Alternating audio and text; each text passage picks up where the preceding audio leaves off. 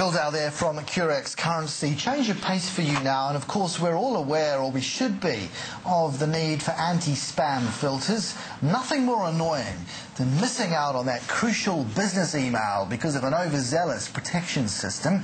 Indeed, it's estimated that those systems are costing businesses more than $3.5 billion a year in missed business opportunities, as well as deals, contracts and new business leads.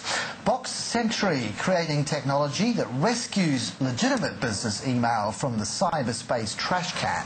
Company CEO Manish Goel is in Australia right to the minute. He joins me in the studio. Warm welcome to you, Manish. Thanks, Scott. Just tell me how this works. How is it different to your conventional spam filter? Sure. I mean, effectively, if you look at the problem for a second, the problem is, in email, in business, what we've done is we've taken out the faxes, we've taken out telexes. How do we do business? We use email. And as a consequence of doing email, there's about 200 billion emails sent every day. With 200 billion emails, around about 90% of that is unwanted. Unwanted meaning it's viruses, it's malware, it's phishing, it's spam. The problem is there's another issue that results as a consequence of that, which is good, legitimate email business-critical email gets marked as spam. Why? Because the spam filters themselves have a problem. They are trying very hard to identify what spam is, and as a consequence, they make mistakes. They use probabilistic techniques to try and look at keyword filtering and look at block lists. The problem is that causes a significant issue. So how are algorithms, as you describe them, which a mathematical term, without getting into the bogged down into the detail, how are they different to the other formulae and codes? So the way that we work is very different. Is slightly different. We have a different philosophy. The first one is we're much more interested in protecting legitimate email.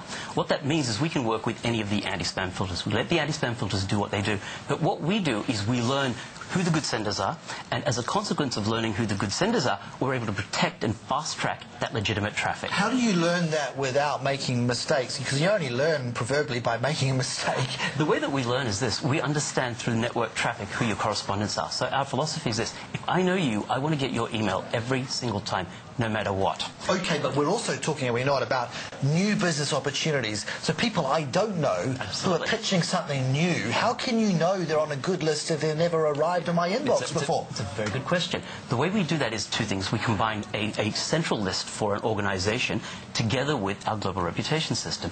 As a consequence, we're able to also we also use a series of authentication techniques to identify who legitimate senders are. Where we don't know, we pass that through to an anti-spam filter, the anti-spam filter which is in existence.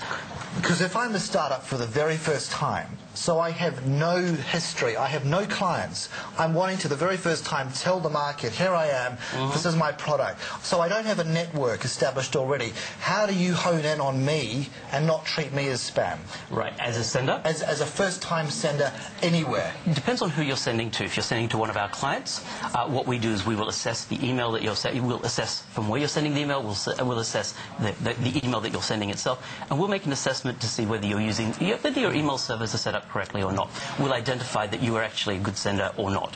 You said this sits on top of existing networks, spam networks. Absolutely. What is the cost? Bottom line of this, what is the payout? Well, look, if you look at the problem, for example, let's have a look at the problem. For a typical 1,000-user organization, our research shows that a typical 1,000-user organization loses about 5,000 emails per month. 5,000 business-critical emails per month, which is significant. The cost for us is it's a piece on top of the existing anti-spam system. Right. So it's generally integrated into that. A one-off cost? No, we do it on a per user basis. Right. So it's a couple of dollars per user per month. Now, you've based yourself out of Singapore for various reasons we can look at.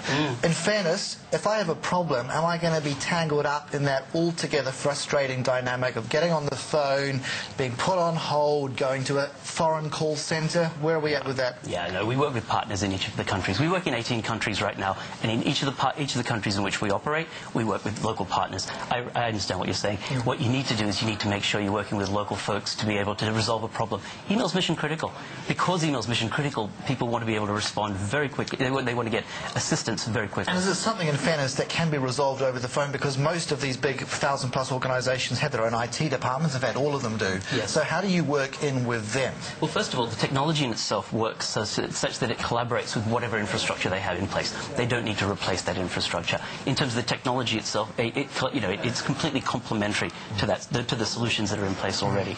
Tell me about the decision to go up to Singapore. What are they doing differently there that we are not, such that you would have made this your HQ and not the island of Singapore? Well, I mean, Singapore is interesting. If you look at Singapore and you look at the vision that the government has there, there's a huge amount of assistance that the government gives first and foremost into organisations to attract them to set up in Singapore. But not only that, they encourage them to set up in Singapore. I mean, a range of different issues, including tax issues, including the ability and the ability to assist them in expansion programs and the rest of it.